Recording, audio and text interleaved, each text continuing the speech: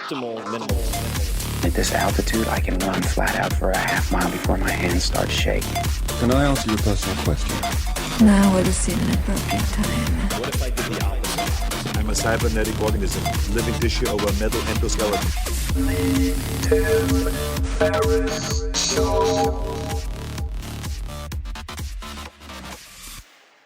This episode is brought to you by Peloton. I love Peloton. Peloton is a cutting-edge indoor cycling bike that brings live studio classes right to your home.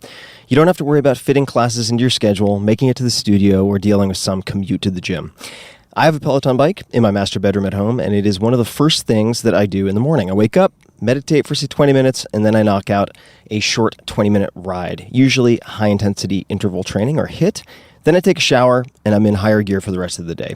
It's beautifully convenient and has become something that I actually look forward to. And I was skeptical in the beginning. I didn't think I would dig it, and I really do. So you have a lot of options. For one, if you like, you can ride live with thousands of other Peloton riders from across the country on the interactive leaderboard to keep you motivated. I tend to use a lot of the classes on demand and have 4 to 6 of them that I've bookmarked and use over and over again. There are up to 14 new classes every day with thousands of classes on demand, and there are a variety of workouts to choose from. 45-minute classes, 20-minute burns, hip-hop, rock and roll, low impact, or high intensity. Pick the class structure and style that works for you. Peloton has an amazing roster of incredible instructors in New York City. They really do have great instructors of every possible personality and style. And you can find one that you love, no matter what you're in the mood for. Personally, I use Matt Wilper's a lot, but I use a bunch of them. I'm promiscuous and enjoy classes from a lot of their instructors. With real-time metrics, you can track your performance over time and continue to beat your personal best. I did not think the gamification would work for me, and they really hit the nail on the head. It does work, at least for me, tremendously well to keep me pushing consistently. So, discover this cutting-edge indoor cycling bike that brings a studio experience to your home. Peloton is offering listeners of this podcast a limited-time offer. Go to onepeloton.com, that's spelled ONEPELOTON.com. Enter the code TIMPODCAST, all one word, at checkout and get $100 off accessories with your Peloton bike purchase. Get a great workout at home anytime you want. Go to onepeloton.com and use the code TIMPODCAST to get started. This episode is brought to you by Zapier. Zapier. You may, in your own mind, say Zapier, but it's not Zapier. It's Zapier, like happier. They are a new sponsor, but not new to me as a service at all. I've been using them for many years now. If you run your own business, think about all the hours and hours, maybe endless hours you spend moving information from one software program to another, all because they don't easily work together. Well, now they can automatically thanks to Zapier. My team has been using Zapier for years, as I mentioned, which helps us with a ton of tasks, including, let's just take one example, connecting Facebook ads campaigns to our email platform.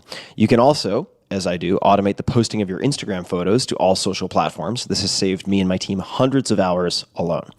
My team has also raved about Zapier's support, which is very important. If things go sideways, you want to be able to reach someone. And in their words, it is in a class of its own. A class of its own. That's the exact verbatim quote from one of my employees. As with all sponsors of this podcast, we try to test everything ourselves, and we have used Zapier as full-paying retail customers. That is, we paid for the service long before we ever had contact with the company as a sponsor. They support more than 1,500 business applications, so the possibilities for automating processes are virtually endless. You may know, if you've read The 4-Hour Workweek, that the third step is automation. Not adding headcount to a messy problem to try to fix it, but automating as much as possible. You want to eliminate, automate, and only then delegate. And Zapier is one of the best pieces of automation software that I've ever come across. It connects all of your business software and handles work for you so you can focus on the things that matter most, the things you're good at. For instance, instead of trying to cobble stuff together or code. To learn more and try it out, go to zapier.com/Tim. Connect the apps you use most and let Zapier take it from there. You can do a million things. As one more example, Zapier lets you instantly engage with leads, send them to a CRM or spreadsheet, and then notify your team so they can act fast. And like I mentioned very briefly, the beautiful part is that you can build the solution you need in minutes without writing code or asking a developer for help. So join the 4.5 million people or more at this point who are saving an average of 40 hours per month by using Zapier. Now and for a limited time, try Zapier free by going to our special link, Zapier, Zapier.com/Tim. That's Zapier.com/Tim for your free 14-day trial. Check it out, Zapier.com/Tim. Hello, boys and girls, ladies and germs. This is Tim Ferriss, and welcome to another episode of The Tim Ferriss Show. My guest today has a bio that reads almost as unbelievable. Adam Grant. Adam Grant is an organizational psychologist at Wharton, where he has been the top-rated professor for 7 straight years. It didn't always start out that way, and we're going to talk about the very beginning. He is an expert in how we can find motivation and meaning and lead more generous and creative lives. He is the #1 New York Times bestselling author of 4 books that have sold more than 2 million copies and have been translated into 35 languages. Give and Take, Originals, Option B, and Power Moves. His books have been recognized as among the year's best by Amazon, the Financial Times, Harvard Business Review, and the Wall Street Journal, and been praised by J.J. Abrams, Richard Branson, Bill and Melinda Gates, Malcolm Gladwell, and many, many others. Adam hosts the TED podcast Work Life, that's one word, Work Life, capital W, capital L, and his TED Talks have been viewed more than 20 million times. His speaking and consulting clients include Google, the NBA, the Gates Foundation, among others. He has been recognized as one of the world's top 10 most influential management thinkers, Fortune's 40 Under 40, and a World Economic Forum Young Global Leader, and has received distinguished scientific achievement awards from the American Psychological Association and the National Science Foundation. Adam writes for the New York Times on work and psychology and serves on the Department of Defense Innovation Board. He received his BA from Harvard and his Ph.D. from the University of Michigan, and he is a former magician and junior Olympic springboard diver. Adam, welcome to the show. Thank you, Tim. Great to be here. And this is one of those pictures from the bio that if I were creating a character in a novel, I feel that my editor would encourage me to clip back on. You have a very impressive, not just bio, but timeline and the amount you've done in a very, very compressed period of time. So I think we're going to talk a lot about productivity habits and things that are related to that. But I want to just bring up a few other quotes. Some of the quotes are from media. This one is from the New York Times. Quote, Grant took 3 years to get his PhD and in the 7 years since has published more papers in his field's top-tier journals than colleagues who have won Lifetime Achievement Awards. And then there's another note from one of our mutual friends, which says, when another Wharton professor got tenure, he opened his speech by saying, quote, I'm so grateful to be in a place where everyone is focused on the same research question. How does Adam Grant do it? And that's the question on my mind. And I thought where we could possibly start is with rewinding the clock and going back to your very first experiences teaching. And I have a cheat sheet note here that says, you were so uncomfortable in the beginning that your first evaluation forms read, at least for one person, quote, you're so nervous you're causing us to physically shake in our seats, end quote. So how do you improve at that point? What did you do to improve after getting those feedback forms? Oh, thanks for reminding me. You're welcome. It was painful. I remember going to grad school and thinking I've sort of found my calling. I had these professors who changed the way I saw the world, and they were incredibly inspiring, and I wanted to try to pay that forward. And then I go in front of my first audience, and I get comments like that. And it wasn't just one student, right? It was over and over and over again. Instructor seems very nervous. Instructor seems like the most nervous professor I've ever heard in my life. Instructor is sweating so much that I've completely stopped paying attention to the lecture. And it just went on. And I think I did what anyone would do in that situation, which is I started to wonder whether I should quit. And then I started to realize that the reason I got into this in the first place was not about me. Right? It wasn't about my emotions or my anxiety or the fact that I was described as looking like a Muppet the way I awkwardly moved around the stage. It was because I loved ideas and I wanted to share them. And I wanted to be helpful to the students that I would one day teach. And so I guess I took took a little cue out of my diving days. And I said, okay, when I started diving, I was really awful. What did I do? I did as many reps as possible every day. It sounds really boring, but last time I checked, you kind of plant the seeds of greatness in the daily grind. And I know you've lived your whole life that way, Tim.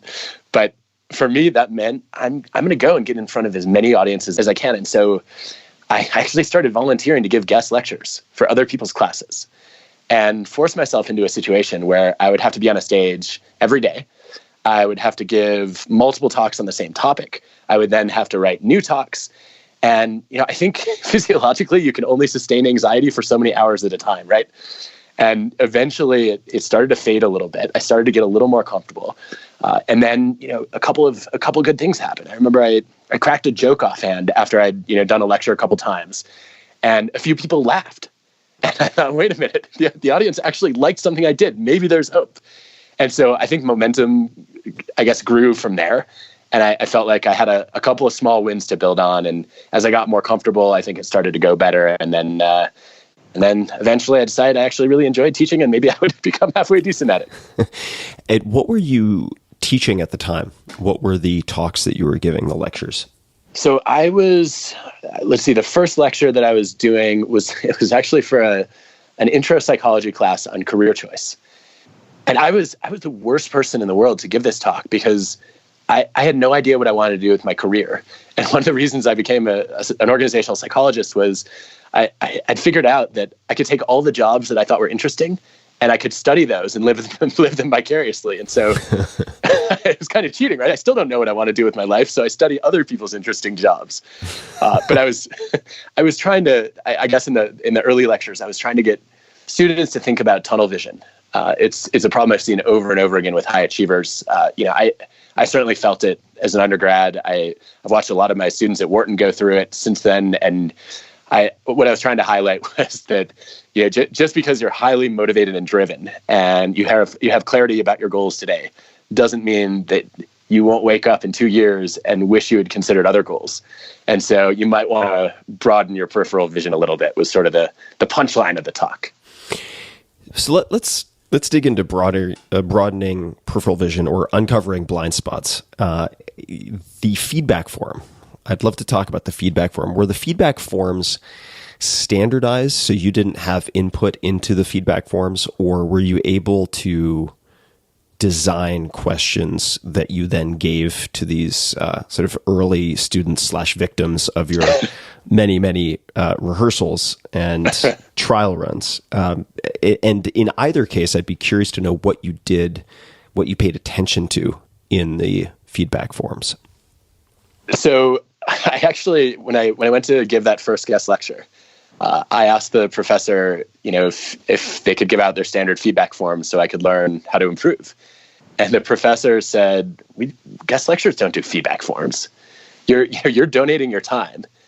You're probably pretty comfortable and confident in having something of value to offer.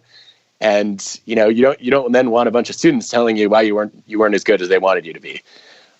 And if that's not the case, you don't need any more praise anyway. And so, nobody really bothers with it. And I said, well, I really feel it. I don't know what I'm doing. I don't know if this is going to be a train wreck or just really bad. And so I feel like I have to learn something from the audience. And so I just drafted a very simple feedback form. It had 2 questions on it. One was, how can I improve? And the other was, is there anything I did well that, I should try to repeat or build on? And I actually remember getting the feedback forms and looking at them and thinking, wow, there are a lot of letters written on the improve question.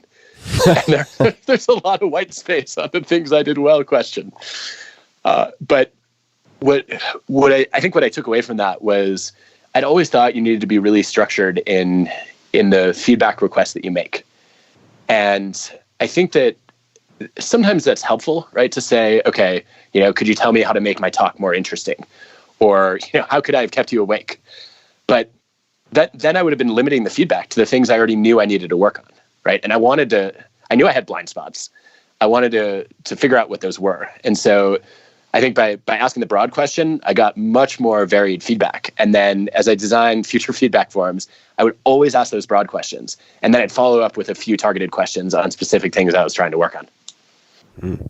What were some of the things, do you recall some of the things that were specifics you wanted to work on at any point in your development as a teacher? There's a long list. So, I wonder, Tim, if you've had this experience too.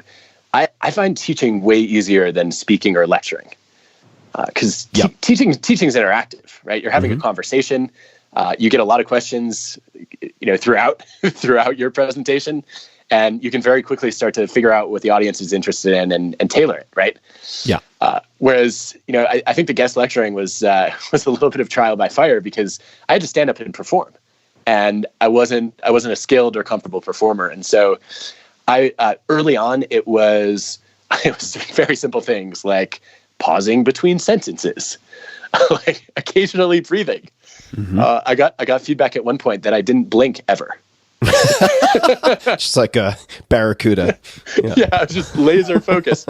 My wife tells me I still sometimes don't blink in interviews, which cracks me up. But some of it was really granular, kind of nuts and bolts stage presence. And some of it was content. I was trying to get students and later other kinds of audiences to question their assumptions. And I think one of the things I learned very quickly was I was attacking their assumptions way too hard. And the moment I said, you might hate your investment banking career, you might not fall in love with management consulting, they got defensive and shut down. And so I was working on finding other ways of landing at the conclusion on their terms instead of mine. And saying, okay, how much do you really know about investment banking? Is it possible that if you're not someone who reads about markets for fun in your spare time, that it's not going to be the most joyful thing you've ever done to spend 100 hours a week looking at a spreadsheet? So a lot of what I was working on was just trying to figure out how to take a message that was provocative to the audience and make it palatable. Yeah, you're very right. I just want to agree with what you said at the beginning of that, which is teaching, providing much more intermittent, valuable feedback, in the sense that when you're teaching, depending on the format, of course, but very often confusion becomes clearer earlier to the teacher. Does that make sense? If you give up and provide a keynote and then walk off stage, the feedback loop, if it exists at all, is really slow and kind of on a macro level. But if students can interrupt you, they can raise their hand and say, I don't understand. You need to put that another way. Huge. It's so valuable. And also, I think you're often in the position where when you finally finish your keynote and you get to the audience questions, when you hear the first two questions, you realize, oh, if I'd known that's what you were interested in, I would have given a completely different talk. Yeah, definitely. And I'm going to hop from this to perhaps something that people listening can model, since some people will be in front of students, but some may not. So I'd love to discuss what I've heard phrased as the challenge network. And this is from it's phillymag.com, but it's from a profile from 2018. And it reads, feel free to fact check, because I don't believe everything I read on the internet, but it says, he, referring to you, literally has a challenge network, in quotation marks, a cohort of people he relies on to give him unvarnished feedback. And then the next part, which we'll get to also, he keeps a resume of his failures. It's 3 pages. And he constantly asks for advice on what he could tweak, tune up, or totally reconsider. What is a challenge network, and how did you assemble it? And what I'm reaching for here is what did you do, and what might you recommend that other people also try, or at least consider? So I guess I've been doing it for a long time. I didn't have a name for it, or really a formal structure for it, until actually I did my first podcast episode where I went to Bridgewater and was really interested in Ray Dalio's culture of radical transparency, and I'd studied it for a few years, but this is the first time I'd really tried to tell the story in audio as opposed to writing about it. And I went in and I was thinking, okay, what is different in the time that I've spent at this place where people not only are comfortable with criticism, but they actually seem to enjoy getting it. What is different about that? And I think at one point it just clicked that they are trying to build a different kind of network. That we all know the value of a network, but mostly when we think about networks, we're thinking about a support network, which is the group of cheerleaders that you surround yourself with to motivate you, to encourage you, to see more potential in you than you see in yourself. And I think that's incredibly important. I think that it's hard to imagine anyone achieving anything, right, without having some kind of support network behind them. Whether that's building their confidence or opening doors for them, or helping them build their skills. But Bridgewater really is about creating a different kind of network. And I feel like what they have built is a whole company that's organized around a challenge network, where your job is to say, look, I want you to be as good as you can be, Tim. And so that means I'm going to try to tear your logic apart to see if there are any holes in it and try to improve your reasoning and your thinking so that you make better decisions and you come up with more compelling solutions to problems. And in a way, it's a form of tough love, right? I think having somebody who's pure challenge and never gives you any support, that just sounds abusive. But right. But I think a great member of a challenge network, and I'll tell you about mine, is somebody who pushes you because they believe in you. And they're not willing to settle for half-baked ideas or for something that's not your very best work. If I could just jump in for 1 second also, for people who don't know Bridgewater Associates, just as context, it is perhaps still the largest, certainly one of the largest asset managers. Some might call it a hedge fund with something like $160 billion under management. So when you're deploying that type of capital, and let's just say you're a portfolio manager or someone making decisions or at least proposing positions or trades, there are very, very real stakes involved. And part of the reason that I'm so excited to hear about how you have implemented this or how it's manifested for you is that when you're dealing with tens or hundreds of billions of dollars, the consequences are perhaps very obvious, right? And the incentives are very obvious. But few people think of putting together a challenge network for themselves. So I'd love to hear what that ended up looking like for you. Sure. So I think where it actually started when I transitioned from doing those guest lectures to teaching my first class. So I'm a grad student and I'm responsible for teaching a whole semester long course. I remember being so freaked out for the first class that my wife actually came and sat in and pretended to be a TA just so afterwards she could tell me that that people were still going to come to the next class. And I got through it. And we met twice a week. It was a class on organizational change, and the students seemed to be genuinely engaged and enjoying it. And it was such a pleasant surprise coming from the lecturing to teaching in that way, because I felt like I was building relationships with them. I was getting to know them. I was I was adjusting the class in real time as I learned what they wanted to learn. And so I moved along in the class, and I realized that it was really easy to focus on the things that were going well because my expectations had been so low. And I needed to figure out what was going wrong because I was a brand new teacher. I was still very nervous. I still did plenty of lecturing in the class. And I was going to have to teach much less receptive audiences than a group of undergrads who signed up for an elective. And so I did feedback forums a couple weeks in. And then I did something, I guess, that was sort of radical. I went to one of my advisors and I said, I've gotten all the feedback from the forums, and there is a lot of real criticism in there about things that I'm doing very poorly. I was horrible at time management, as an example. And a bunch of people said that, it would be really nice if I ever made it through even 10% of the material I promised at the beginning of the class. And so, but as soon as a student answered a question, I felt like I had to answer it.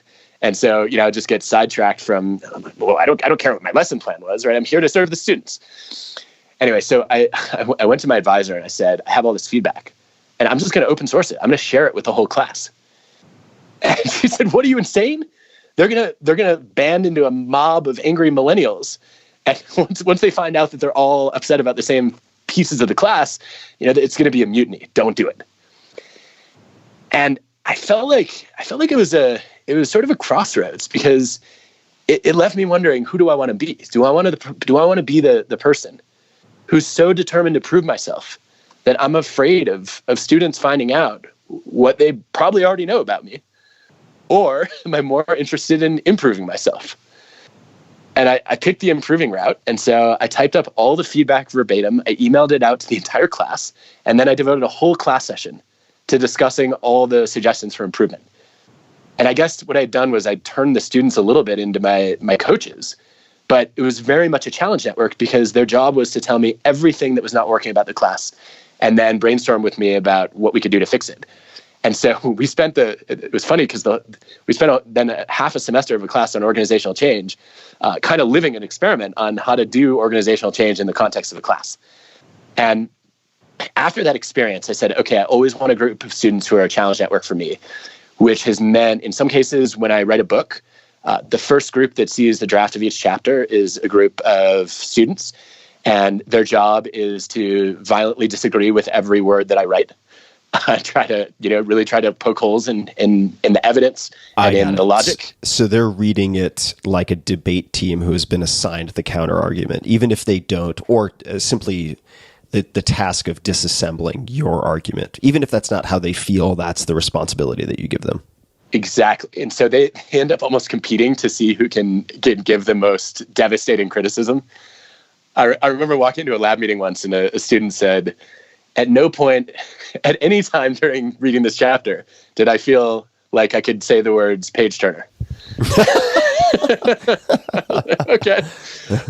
But so it's played out in a lot of different ways, right? So when I was preparing to do my first TED Talk, I had a group of people who watched it, and their job was to argue with me about all my points. And then, I've done the same thing with op-eds. And so after I went to Bridgewater and sort of the term clicked, and I thought, oh, challenge network, that's what I've been trying to build for myself. I actually reached out to some of the people that I've relied on the most in the past decade for that role. And I've said, hey, I just wanted you to know that I consider you a founding member of my challenge network. I know I'm not always as receptive to your criticism as I would like to be. And sometimes that's probably frustrating for you, but I keep coming to you because I know I need it and I value it, even if I don't like it. And I want you to keep providing that because that's one of the central roles that you play in my life, and you've made my work infinitely better. And, sometimes I feel occasionally that's emboldened them in ways that, like, well, I'm not sure that I really needed my outfit to be criticized in that particular talk I gave. That's not the feedback I was looking for, but I think it's been just immensely beneficial. So Tim, I'm curious, do you have a challenge network? I have certainly people I rely on to call my babies or decisions or whatever the facet of my life might be under scrutiny, ugly when necessary. I definitely do. It's clearest when I am considering what would be for me a large decision, where I'll call people just to reality check my thinking. I want them to really spot any weaknesses or glaring omissions or blind spots that they see with a bit more distance, and also in writing. So I can't have cheerleaders as editors, at least proofreaders. So I will send chapters typically to very specific people, and I will force their hand a bit because they're all intrinsically quite nice people, but I'll ask them, this is where I think the wording of the questions is so important, but for me, I'll ask them, if you had to remove, say, 20% of this chapter, which 20% would you remove? Gun to the head, you have to cut 20%. Oh, I love that. What would you cut? And then I also ask them, if you could only save 10% or 20%, depends on the length of the chapter, what do you think I should absolutely keep in? And the rule that I have, it's, I suppose, more of a heuristic. It's not a hard and fast rule, but something that I think about is to absolutely remove something requires a consensus of at least two people. So if two people say you should absolutely remove this, I take it very, very seriously. To keep something only requires a vote of one. So if 5 people respond with 5 different answers for this is the 10% I would absolutely 100% keep in, then I do my best to keep all of that. So that would be it. That would be an example. I don't have a formal challenge network, but this is making me consider doing that. And is the challenge network, your challenge network, the Bridgewater style challenge network, something that you involve ad hoc as you are working on projects and so on? Or is it something that has a cadence where you're scheduling like once per month, I'm going to ask X, Y, and Z of these following 4 people, or once per quarter, I'm going to do A, B, and C? Anything like that? Is there a structure or a scheduling to it? Interesting. I think there's a structure for big projects. So when I'm writing a book or working on a podcast season, I'll have a meeting of my challenge network of students. That's usually once every 2 weeks. And, there's a pretty regular cadence to the sort of the process of producing episodes. And I know that, there's going to be new material for them to to trash every time we come together. I love your idea of saying, if you were going to cut something, what would you cut?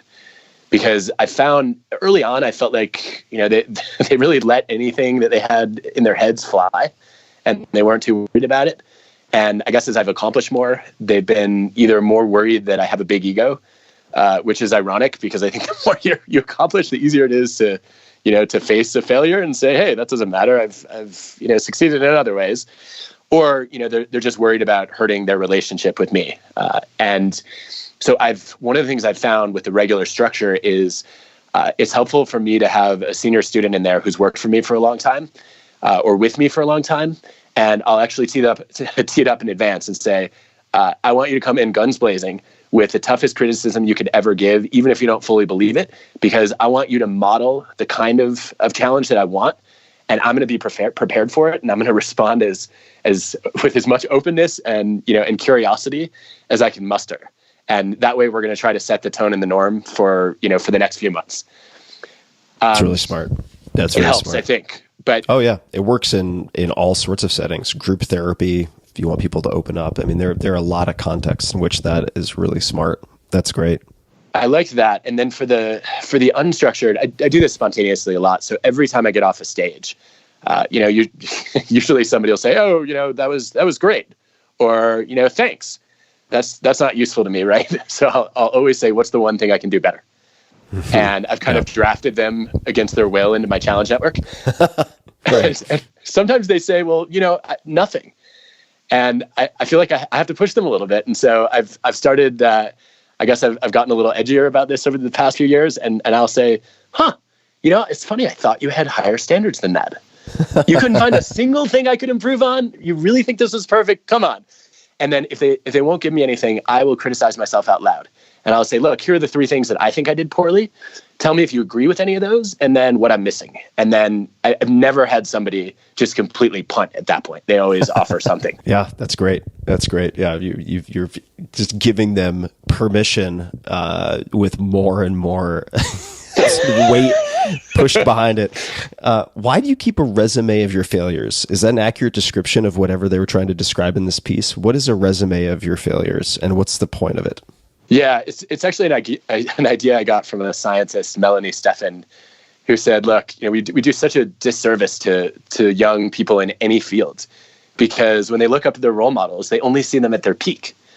And when you look at somebody's resume or bio, it only has their accomplishments, and not all of the schools that rejected them, not all of the jobs that denied them, not all of the creative projects that failed. And so it can be really discouraging if you're moving into a field to look up at people who seem perfect.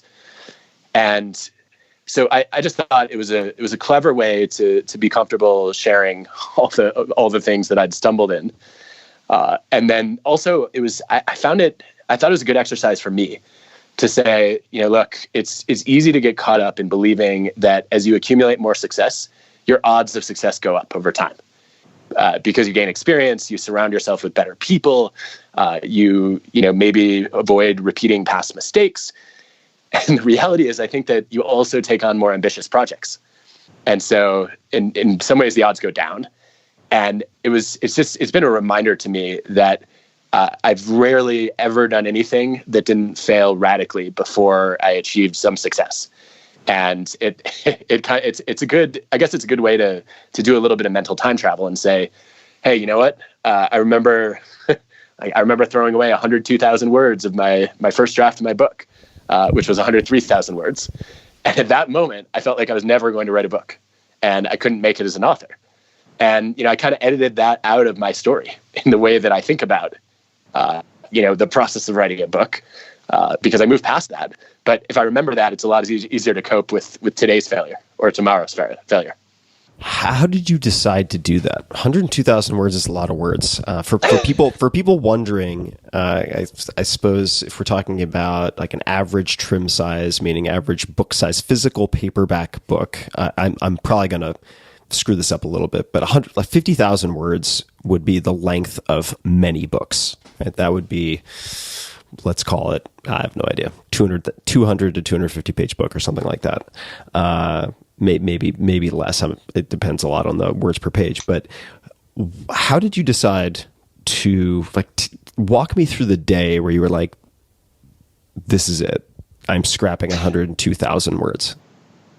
Okay, I think it was August 2011, and the lead up to it, I think, is important, which is I decided in the spring, right after I got tenure, that I wanted to start sharing ideas, outside of just academia. And one of my favorite collaborators, Barry Schwartz, who you probably know from the Paradox of Choice. Paradox of Choice. Barry had coincidentally reached out and said, hey, I'm thinking about writing a book on motivation and incentives. I know you do a lot of work in that area. Do you want to write the book together? And I was so flattered. And it just seemed like a great way to begin communicating ideas. And I loved working with him. So I had a meeting with my students that day and talk about Challenge Network. They held me hostage, and they told me they would not let me leave the lab meeting until I promised them that I wouldn't write somebody else's book before I wrote my own. And I didn't want to let them down. So I said, okay, I'll write my book, and then maybe one day Barry and I will do something together again. And so I went through the whole process to find a literary agent, and had Richard Pine come in as my agent, and he said, write a proposal. After we talked about a bunch of ideas, I started working on the proposal in June, and I got so into it that I accidentally wrote the book. For people listening, that doesn't generally happen. Well, hold on. Okay, all right, continue. No, it happens. Here's how it happens, right? So this is 2011. I'm writing a book about a topic I've been studying for a decade. I've been living it and breathing it, and I have so many thoughts and ideas about it, and I never really sat down to organize them. And so, I start to write about a study, and then that calls to mind 3 other studies that I love. And then that reminds me of a story that I think will illustrate the study in an interesting way. And so it just became, it's literally all I did for that summer, right, was write the draft of the book. Mm-hmm. And so I sent it to Richard in August. He had actually checked in and said, hey, where's that proposal? And I said, it's a little long because I think I have a draft of the book. And Richard, being a great member of my Challenge Network, said, I got to be honest with you. I don't even know if your academic colleagues would finish reading this book. That was after you sent him the draft. Correct. Yeah, he read I don't actually think he made it through the draft. It was so bad. But it was basically like reading 100 research papers strung together, and academic research papers they're not interesting for the most part. So he gave me some great advice though. He said, just do me a favor. Don't write like you write journal articles. Write like you teach. And that was a light bulb moment for me. And so it kind of turned around from this is agonizing, I think I will never be an author, to okay, if I were gonna tell the story of these ideas in the classroom, what would I do? And then I actually I started doing the talk out loud so that I wouldn't go back into the trap of academic writing. And I found that it was way easier to write about other people's ideas than my own. And so I decided I was going to leave my ideas out of the first couple of chapter drafts and just write about other people's stuff as if I were introducing it to my students with the same excitement that I would in a classroom. And that I found a lot of that felt really familiar and comfortable. And then from there, the second draft was better. I resuscitated about 1,000 words from the first draft, and will never show the other 102,000 to anyone. Wow. Yeah, I thought it was hard throwing away 4 chapters 2 or 3 times. My first book, 102,000 words is a lot, or 101,000, excuse me. You said earlier about your getting diverted during class and not following lesson plans as reflective of you being horrible at time management. Now, based on the bio and it seems awe with which many of your colleagues, certainly people sort of within your world, but also outside of your world, experience with looking at all of these accomplishments. How would your good friends, the people who really know you, explain your ability to get things done? Oh, well, first, we have the pot calling the kettle black here, Tim. I was really amused when you texted me and said you were going to hustle so that we could start early, because I literally don't think you are capable of not hustling. Well, we need to get into the nuances of hustle, but I have two speeds. I have park and sixth gear. There's very little in between. That is true. But you're even intense about your park. Yeah, there's a certain baseline intensity. I will not deny. But you and I have also played in some similar sandboxes, but also a lot of very different sandboxes. I think I've cheated in the sense that I have kind of rigged games and loaded decks of cards so that I can sort of freestyle my way through whatever this is that I have ended up calling a career. But you, within the seemingly very well-established constraints of the academic world and research world, have done things that seem to defy belief. That's a lot harder, I think. I beg to differ, because there are rules and norms, right? What I had to do was I had to go into somebody else's system and figure out how to succeed within it. You had to create your own system. I think that's way harder, but we can duke that out later. We can duke that out later. I will try to answer your question. How would if it allows you to speak more directly to it, because it's not always easy to kind of pat yourself on the back, and that's not what I'm aiming for here. But you are an outlier. Like, I think objectively speaking, you are an outlier. So how would people who really know you explain the factors, the behaviors that have contributed to that? So I've asked a bunch of people that question because I got tired of saying, I don't know, I just work a lot, I guess, when it came up. And I think there are a few things that I've learned that I didn't know were maybe useful habits that I guess I either do instinctively or at some point decided were effective. So my college roommates used to tell me that I had a productive form of mild OCD, and I guess they saw it when I was writing my undergrad thesis, and I think I finished it 4 months before it was due, because I just woke up in the morning and I would write until I had said everything I had to say, and I'd rarely get up out of my chair, and sometimes I would go to eat lunch, but I think I hate leaving something unfinished.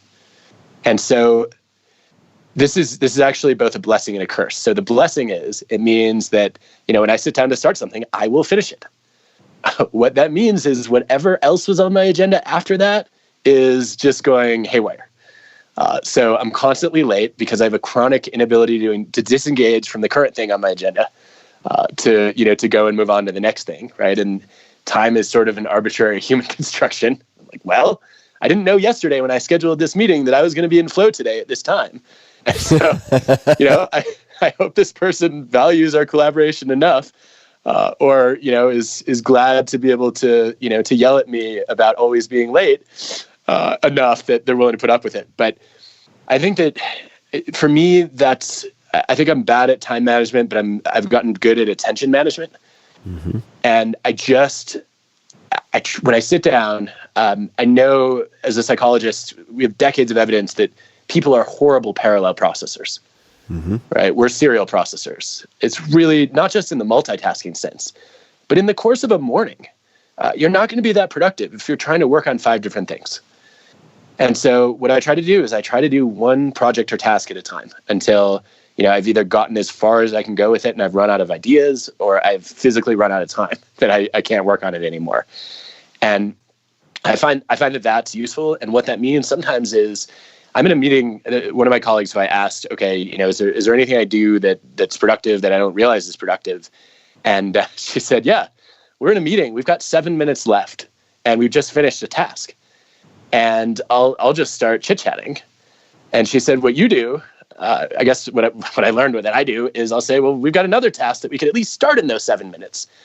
And so we end up using those extra minutes, but also then the meeting stretches 20 minutes over because then we got into a rhythm and we got a little bit more done. And I think that people are way too rigid about respecting time boundaries, as opposed to saying, look, if you're all about time management, then you're gonna just notice how much time you waste. And then you're going to waste more time beating yourself up about how much time you waste. So you're like a meta time waster. And I really believe in the idea of attention management instead, which is to say that, if I'm choosing people and projects that matter to me, it does not matter how long they take. And so I have a project I want to work on today, and whenever it's done, it'll be done. But I'm excited to be working on it, and I'm not going to pick up anything else until I feel like I've made meaningful progress on it. And I don't know if that's useful or not. You tell me. Did I say anything novel there?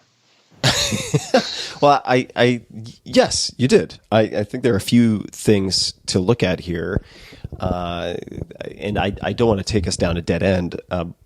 But what I'm trying to splice out are the trainable habits from perhaps hardwiring or attributes that are not as easy to model, right? Yeah. So the OCD, right? This OCD. I saw. We don't have to get into it, but the dark side of Nintendo. If that rings any bell, this is. I'll just give the short version. So there's a in the Detroit Free Press there is an article that was headlined "The Dark Side of Nintendo" with a photograph of you, age 7, clutching a Nintendo console and staring at a television. But you've had this extreme ability to focus for some time, it would seem. The attention management versus time management, I think, is really important and something I'd like to explore a bit, but you're right in the sense that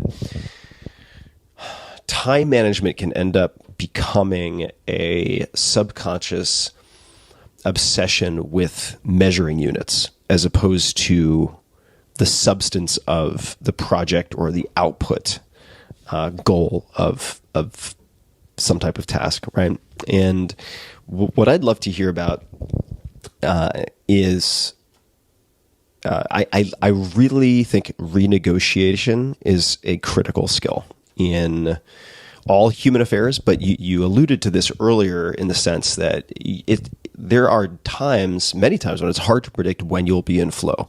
And the information that you then have that day is different from the information you had the day before when you made commitments A, B, and C, right?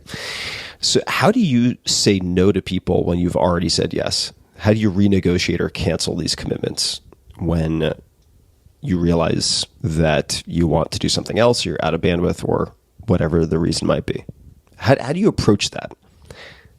Well, my first goal is always to minimize the number of times that happens. Mm-hmm. And so I read some research early on about the difference between chunking and sprinkling, as I've come to think about it. So the research was on doing random acts of kindness. This is Sonia Lubomirsky and her colleagues.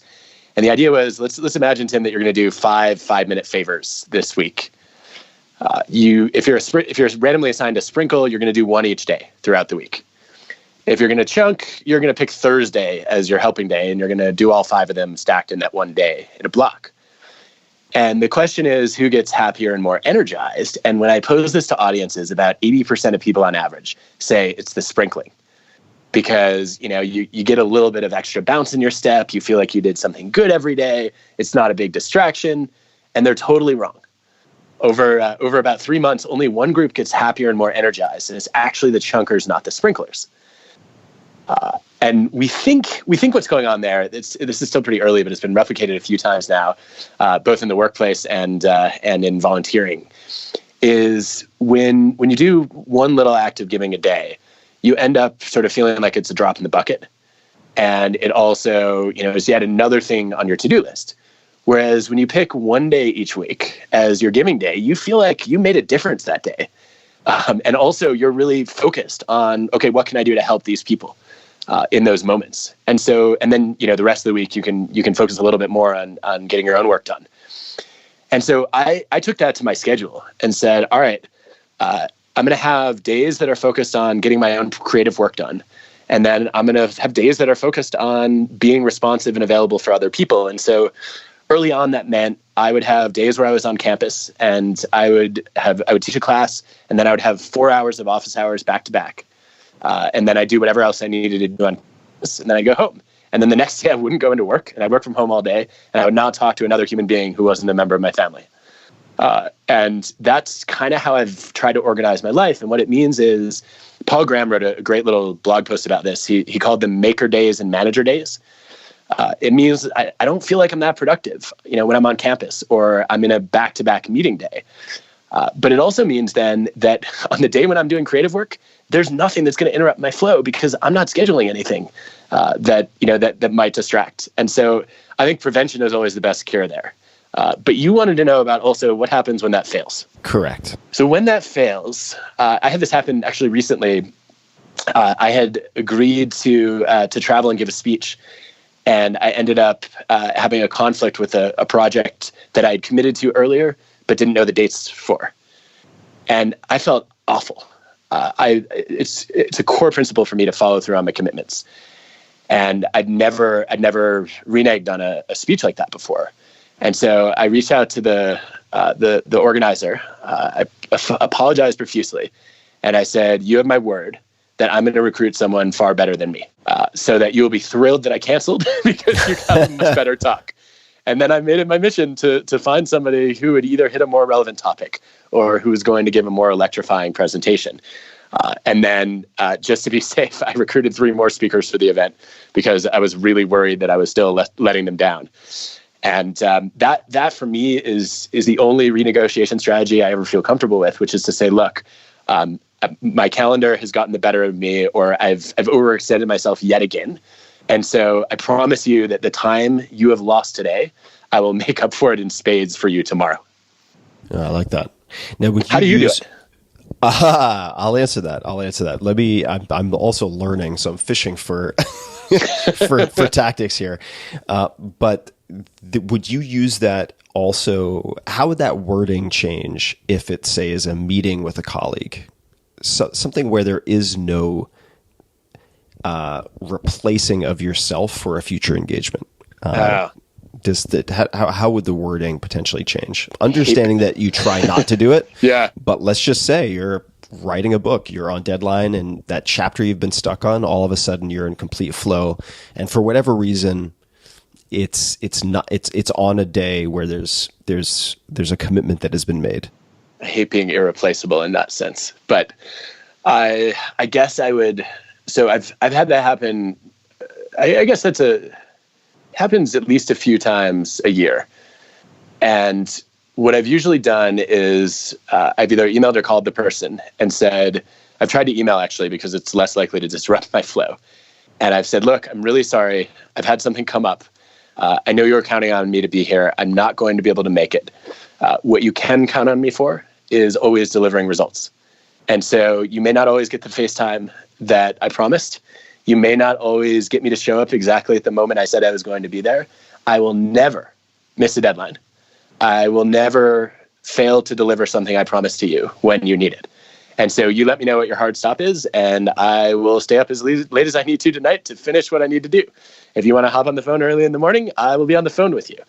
And so I guess I'm trying to find a way to let the person know that I am dependable for the outcome, even though I was not dependable necessarily for the interaction. That's great.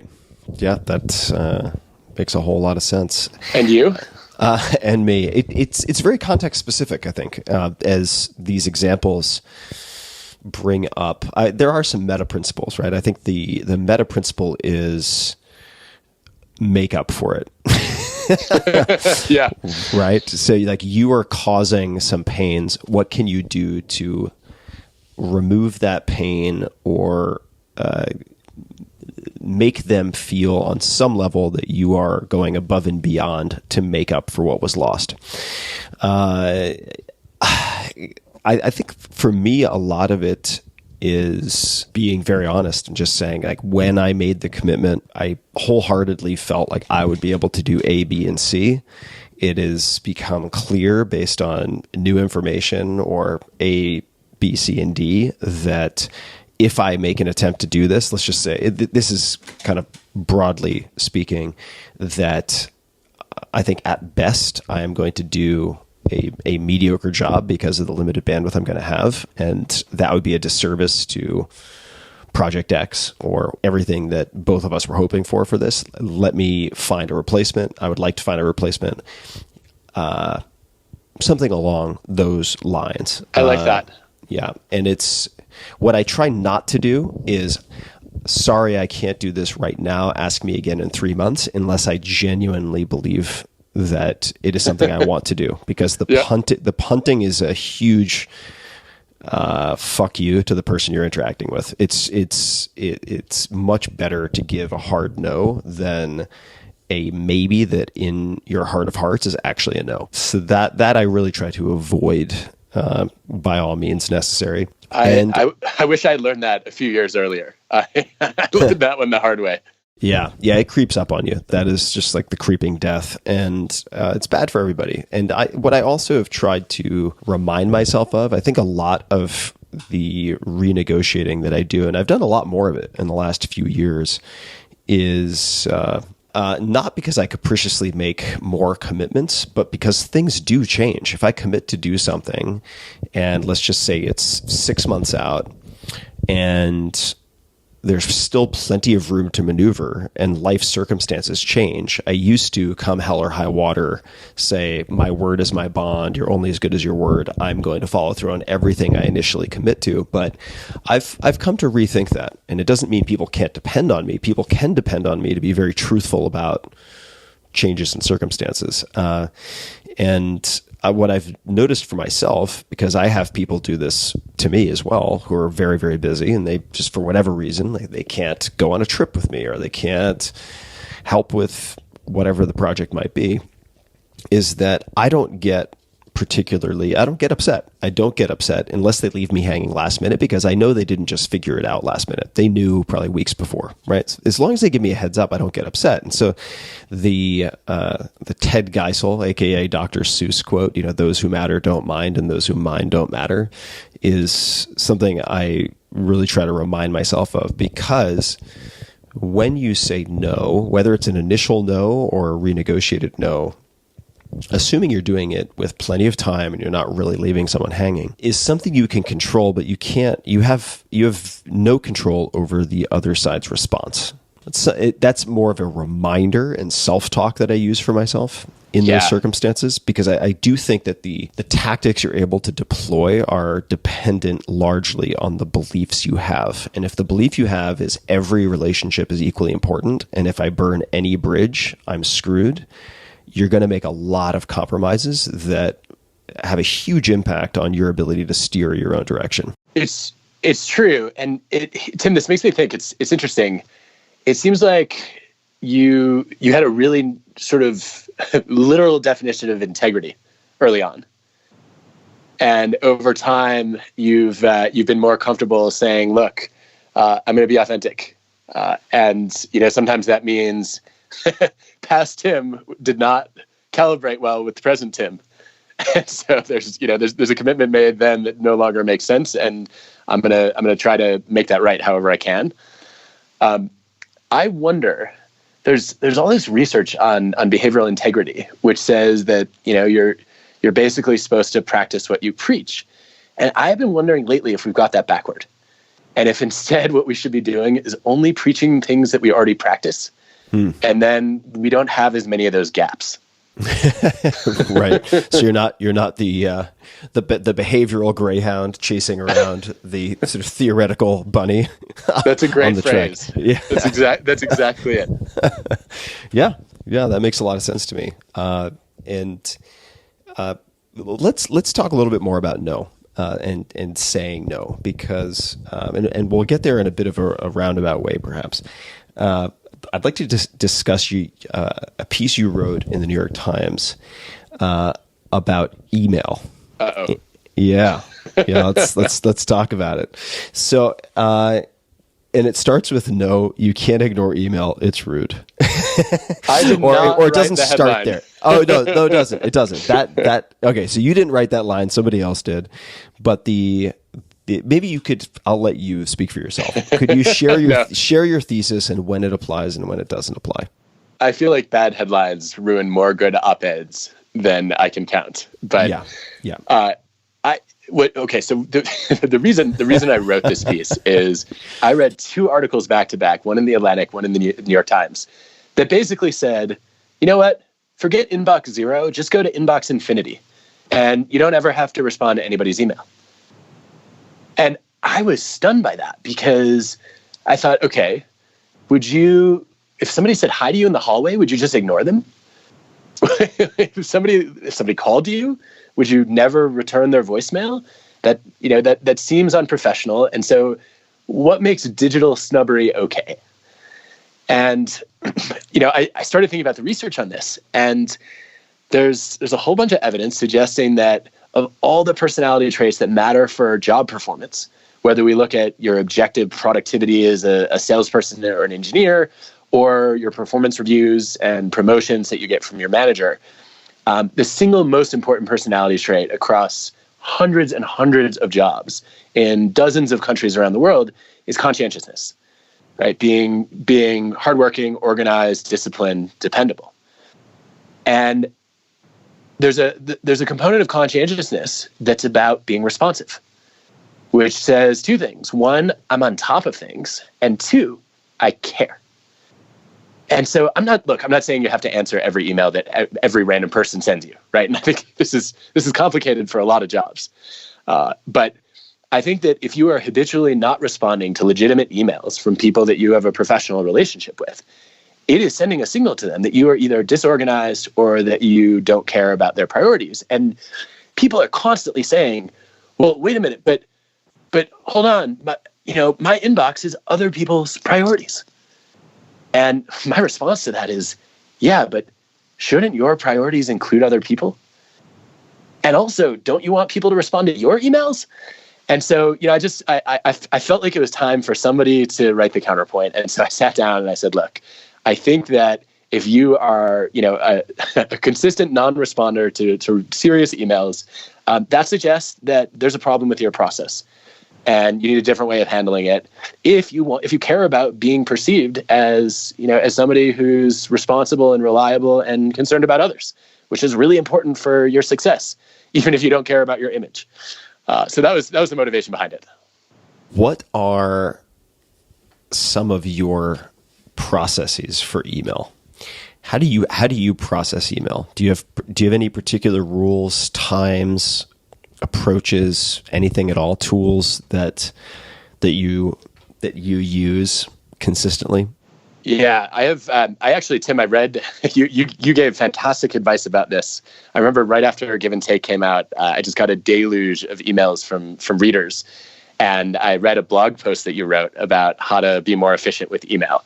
And one of the first things I saw in there was you were talking about Tony Hsieh's Yesterbox, which I tried out and found really useful. Just the habit of going and saying, okay, if I can answer all of yesterday's email today, I will never fall behind. Amazing. I do a lot of batch processing. So, I try to, I'm not somebody who will just, kind of randomly answer one email. I will sit down and try to go through 30 or 40 or 100 emails. And I think I break one of the cardinal rules that most of the writers I know have with email, which is on my writing days, I actually deliberately start in the morning by answering a few emails. Why is that? Well, it's simple. I want to get into a rhythm of writing. Huh. And the flashing cursor, it's so ominous. I like that. I like that a lot. I like that. I actually found myself curious a couple of months ago when I was trying to write an article and kind of mini writer's block, thinking like, I wonder if the cursor was named after all the writers who cursed it. And it's just, it's really daunting, right? It feels like, okay, I have to say something important. I have to have a grand idea. I have to be coherent. I just woke up. And so email is a low bar. And so I feel like, okay, my fingers start moving. I get into, a little bit of a productive rhythm, and I answer a few easy emails. And I feel like, hey, I've accomplished something today. Maybe I can organize a coherent thought. And then, that spills over and builds my confidence and gives me a little momentum for my writing. Do you use Gmail? Do you have any tools that you use for going through email? I'm embarrassingly Luddite on this, even though everyone I know and trust has told me to switch to Superhuman. I am still using Outlook without any shortcuts. Mm-hmm. Will you still talk to me after knowing that? I will still consider future conversations. I actually, if I can admit something embarrassing, I actually quite like Outlook. Yes. For some of its functionality. There are a lot of tools out there that I think are quite helpful, but I do quite like Outlook. And in fact, I do a lot of my batch processing with Gmail offline, because the split pane view that I can use is actually reminiscent both in appearance but also functionality to Outlook. And I don't want to receive emails as I am replying to emails. That's the worst. It's too demotivating. How do you say no in email? And you could give any.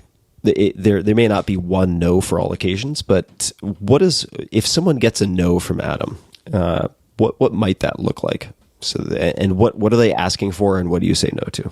Are there any things categorically that you say no to? Yeah, definitely. I don't take meetings with strangers. Mm-hmm. Period. I used to take meetings with anyone who asked. And I guess as I've gotten more visible, there just aren't enough hours in the day for it. And I had to decide. I prioritized. I said, my family comes first, my students are second, my colleagues and friends are third, and everybody else is fourth. And that meant that, okay, I will happily respond to an email from a stranger if it's reasonable and it's up my alley. But I just don't have enough hours in the day to meet with people that I don't have an existing reason to be collaborating with or trying to help. And so that's a categorical no. And one thing I will never say is I don't have time. That is a lie. Everybody makes time for something that's important. Yep.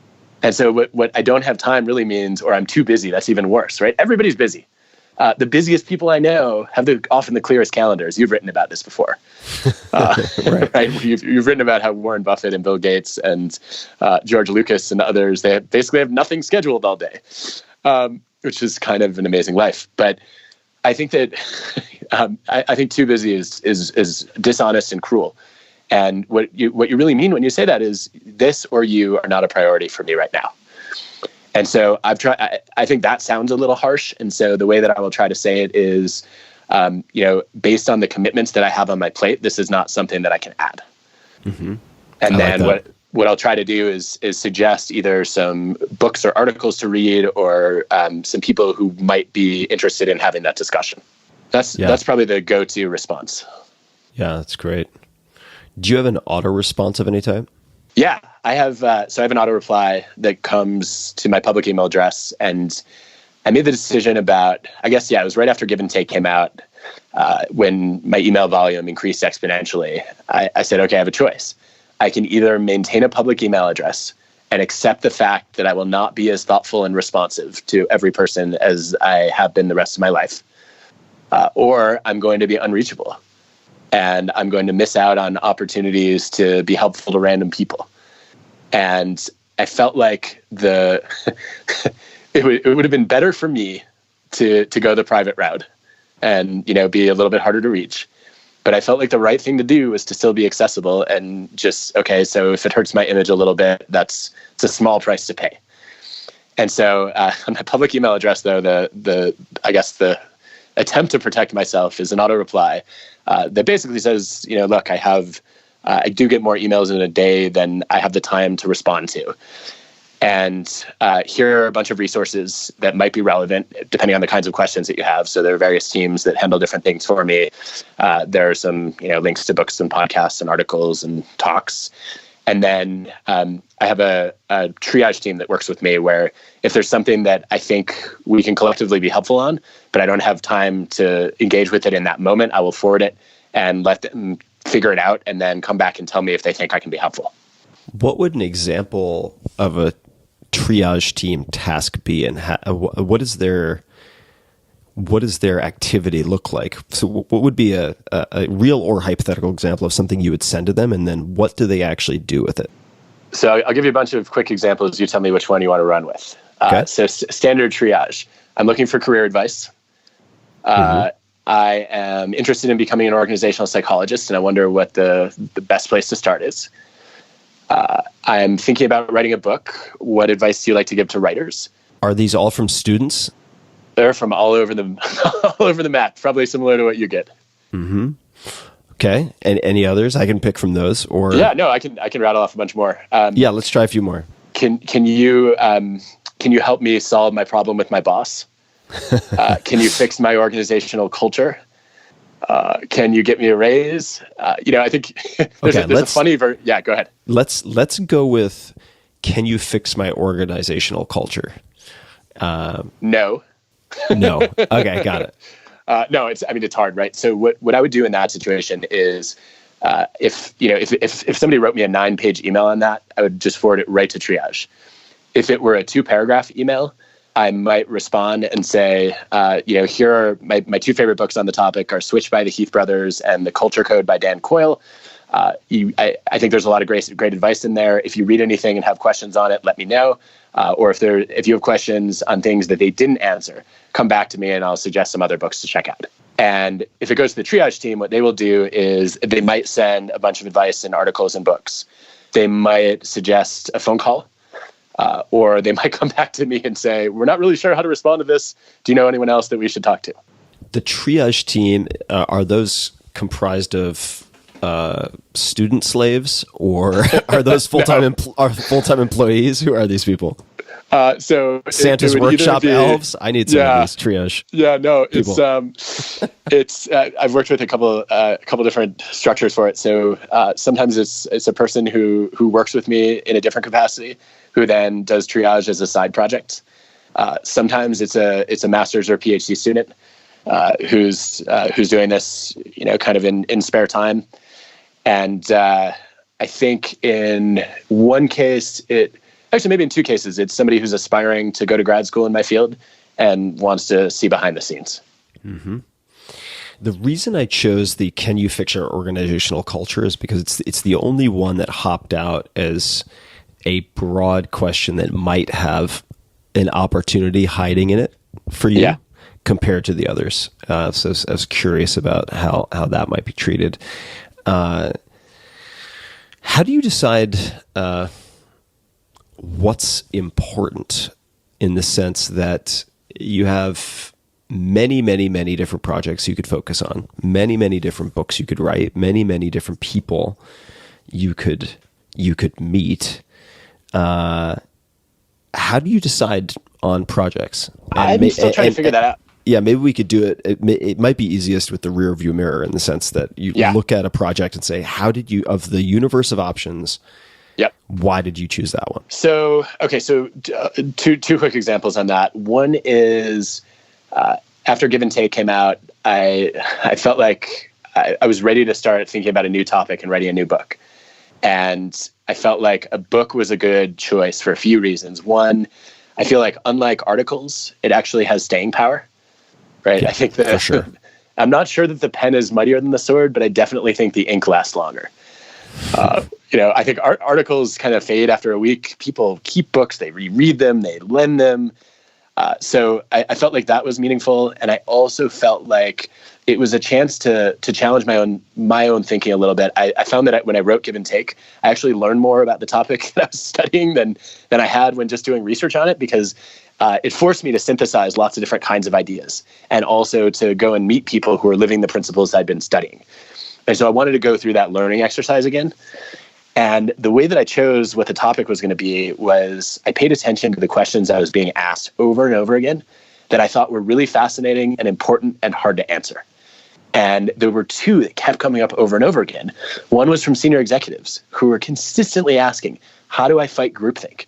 How do I know there are people who have different ideas for projects we should be pursuing, people who have creative thoughts, people who might disagree with a big strategic decision, and I don't hear from them until it's too late.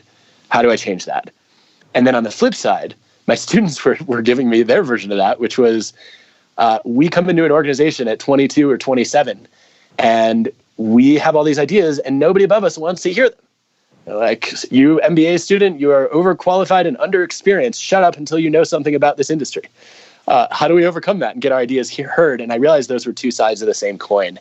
That nobody had. There were lots of books about creativity. Nobody had really tackled the question of what do you do after you have a creative idea? How do you champion it? How do you get it heard?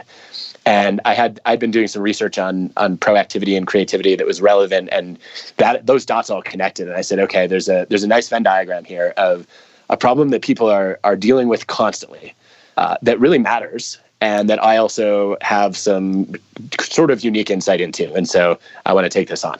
And for you, how do you determine if a project like that has succeeded or failed? Oh, I want to hear your answer to this. This is one of the worst things about being an entrepreneur of ideas, as opposed to products or services. Right. Like, user counts are not that helpful. Right. It doesn't matter how many books you've sold if nobody read them. Right. And I won't name any names here, but there is probably an economist who sold a lot of books about inequality that I'm not sure anyone read. And you wonder, did that have an impact? You don't know. For me, impact is seeing the ideas getting embedded in people's language, and then in their actions.